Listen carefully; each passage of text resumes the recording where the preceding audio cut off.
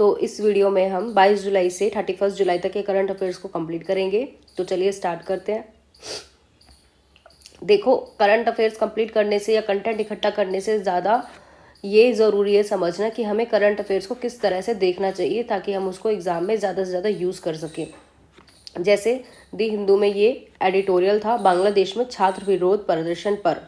तो अब ये हमारे लिए कैसे इम्पोर्टेंट है, तो क्या न्यूज़ थी कि बांग्लादेश में सरकारी नौकरियों में आरक्षण के खिलाफ छात्र विरोधी झड़पों में कम से कम 130 लोग मारे गए। अब आपने इस चीज़ को पढ़ लिया, कई सारी वीडियो भी आ गई, वो जो चलता है ना, वो ट्रेंड चलता है, व्यूज़ के चक्कर में बस वीडियो आ गई, देख ली। क्या किसी भी वीडियो में ये बताया कि हमारे एग्जाम के लिए किस तरह से इम्पोर्टेंट है या फिर क्वेश्चन इस पर किस तरह से आएगा, है ना। तो ये मैंने आपके लिए इधर ये साइड में लगा दिया है। ये सारी चीज़ें इतनी मैटर नहीं करती है, सिर्फ आपके देखने के लिए लगा दिया। बाकी देखो, अब आपको ये सोचना, देखो किस तरह से PYQ आया 2013 में। बांग्लादेश के ढाका में शाहबाग स्क्वायर में हुए विरोध प्रदर्शन ने समाज में राष्ट्रवादी व इस्लामी शक्तियों के बीच मौलिक मतभेद उजागर किया है। भारत के लिए इसका क्या महत्व है, तो भारत के संदर्भ में देखना है हमें। अब देखो, कोटा विरोधी प्रदर्शन ने ऐसे समय में हुआ है जब PM शेख हसीना जनवरी में एक विवादास्पद चुनाव जीतकर सत्ता में आई है, जिसने उन्हें लगातार चौथा कार्यकाल दिया है।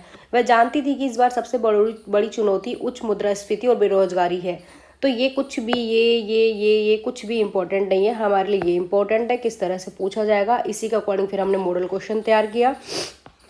तो भारत के लिए क्या निहितार्थ है, तो हमें वो ही देखना है। तो देखो, उग्रवाद का उदय, लंबे समय तक अस्थिरता चरमपंथी समूह को स्थिति को संचालित करने और उसका फायदा उठाने के लिए उपजाऊ जमीन प्रदान कर सकती है, जिससे बांग्लादेश और भारत दोनों के लिए सुरक्षा खतरा पैदा हो सकता है। व्यापार और निवेश, विरोध प्रदर्शन के कारण बांग्लादेश की आर्थिक गतिविधियों में व्यवधान से द्विपक्षीय व्यापार और निवेश पर असर पड़ सकता है। भारत बांग्लादेश के सबसे बड़े व्यापारिक साझेदार में से एक है और कोई भी अस्थिरता आपूर्ति श्रृंखला और व्यापार संचालन को प्रभावित कर सकती है।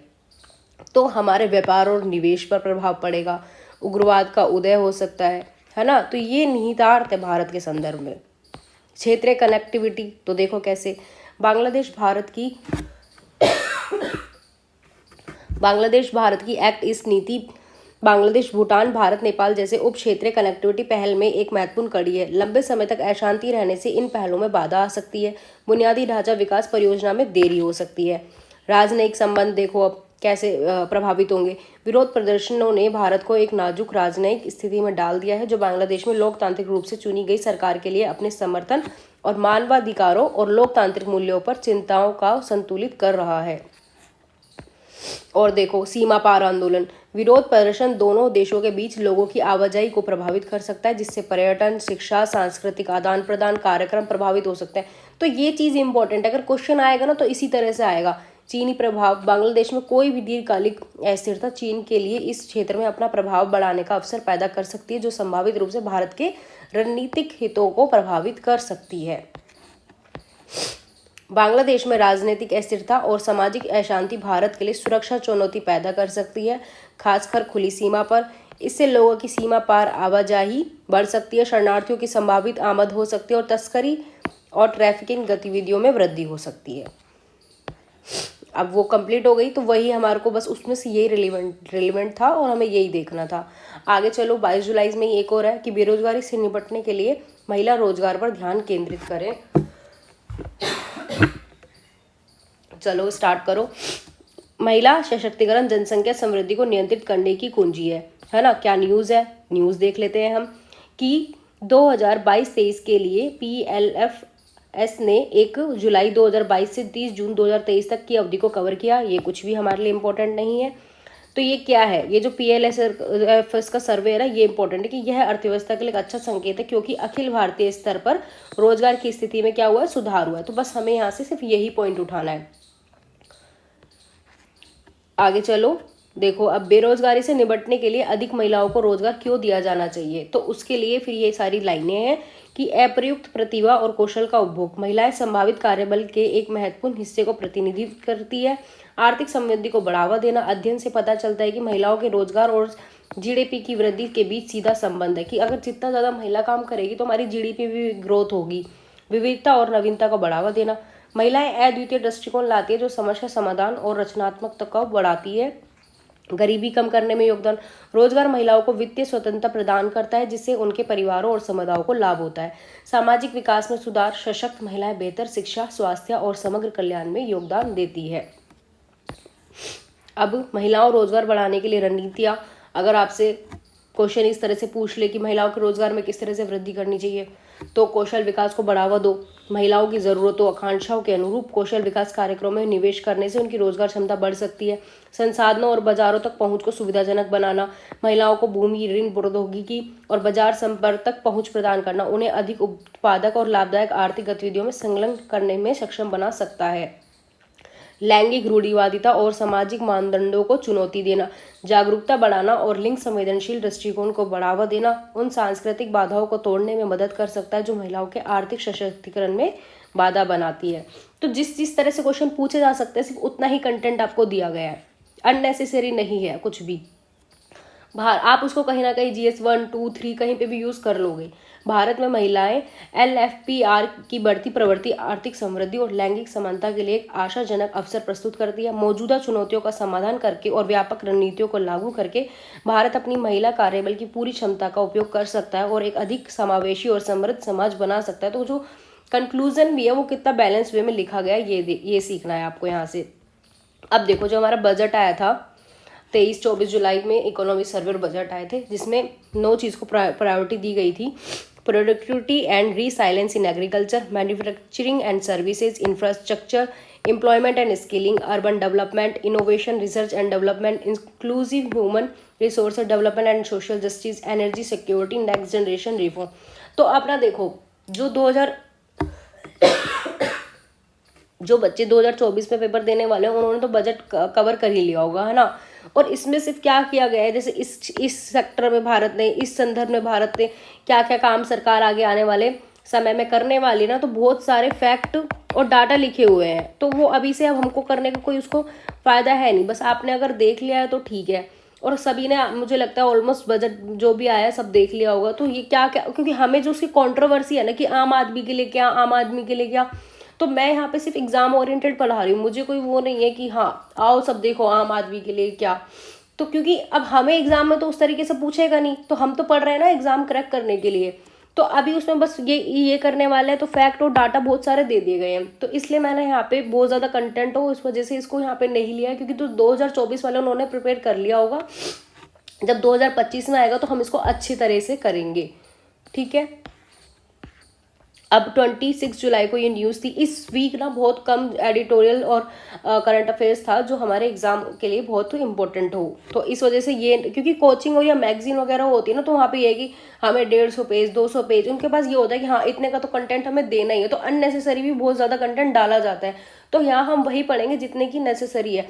अब आप स्टार्टिंग, अगर किसी ने करंट अफेयर्स की वीडियो देखी हो तो आपने देखा होगा कि वहाँ डेली ही कराया गया, क्योंकि कुछ ना कुछ इंपॉर्टेंट आया था। अब जब नहीं आएगा तो ये थोड़ी ना है कि मैं बस कंटेंट भरने के लिए आपको बस बहुत सारे ऐसी चीज़ें पढ़ा दूँ। तो सिर्फ यहाँ उतना ही पढ़ेंगे जितना एग्जाम के लिए इम्पोर्टेंट है, ठीक है। अब जैसे डाउन टू अर्थ की एक न्यूज़ है कि 2023 में वैश्विक स्तर पर 11 में से एक व्यक्ति को भूख का सामना करना पड़ेगा, सोफी रिपोर्ट। तो अब सोचिए इस न्यूज़ की क्या इंपॉर्टेंस है। तो हम इसको बस एज ए एग्जाम्पल यूज़ करेंगे, कहाँ पर GS 1, 2, 3, 4 में एज ए एग्जाम्पल हम कहीं पर भी यूज़ इसको कर सकते हैं। GS 1 सोसाइटी हो गया, सोशल जस्टिस हो गया, क्योंकि डिस्ट्रीब्यूटिव जस्टिस की अवधारणा है। और देखो यहाँ पे भूख की बात हो रही है ना, अपना SDG गोल है, नो हंगर, जीरो पॉवर्टी, ये सारी चीज़ें है ना। तो इसलिए ये इस तरह से इंपॉर्टेंट होती है न्यूज़। 29 जुलाई, मैंने कुछ भी ऐसा नहीं है कि आपको बहुत कम कंटेंट दिया है, जो एग्जाम के लिए ओरिएंटेड है मैंने सिर्फ उसी को कवर किया है। आगे चलते, क्या है बिजनेस लाइन में। बजट 2024-25 महत्वपूर्ण खनिज मिशन के माध्यम से भारत की आत्मनिर्भरता की दिशा में मार्ग प्रशस्त कर सकता है। तो देखो ये वाला टॉपिक ना बहुत ज़्यादा इंपॉर्टेंट है, ये शायद 2024 में डायरेक्ट देखने को भी मिले।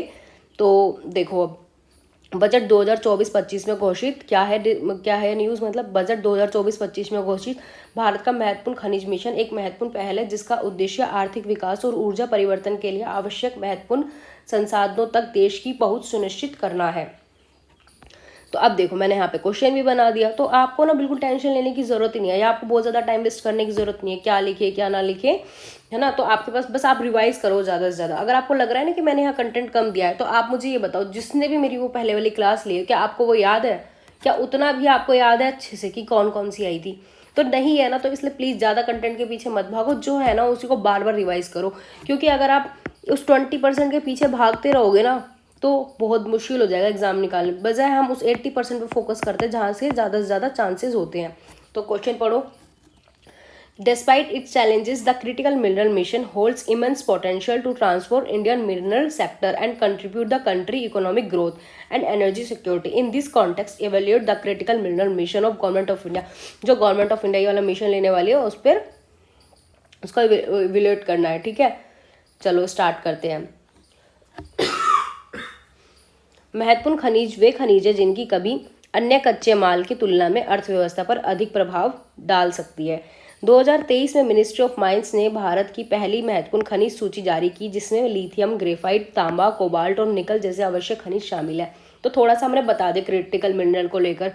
यह सूची उन खनिजों को रेखांकित करती है जो भारत के विकास और प्रगति के लिए रणनीतिक रूप से महत्वपूर्ण है। अब क्रिटिकल मिनरल मिशन क्या है तो वो हमने थोड़ा सा एक्सप्लेन कर दिया। भारत सरकार द्वारा शुरू की गई एक पहल है। इस मिशन का लक्ष्य यह सुनिश्चित करना है कि भारत के पास महत्वपूर्ण खनिज की पर्याप्त आपूर्ति हो, जो इलेक्ट्रॉनिक, स्वच्छ ऊर्जा प्रौद्योगिकी, परमाणु ऊर्जा, नवीकरणीय ऊर्जा, अंतरिक्ष रक्षा व दूर संचार, उच्च तकनीकी वाले इलेक्ट्रॉनिक्स जैसे विभिन्न क्षेत्रों में आवश्यक है।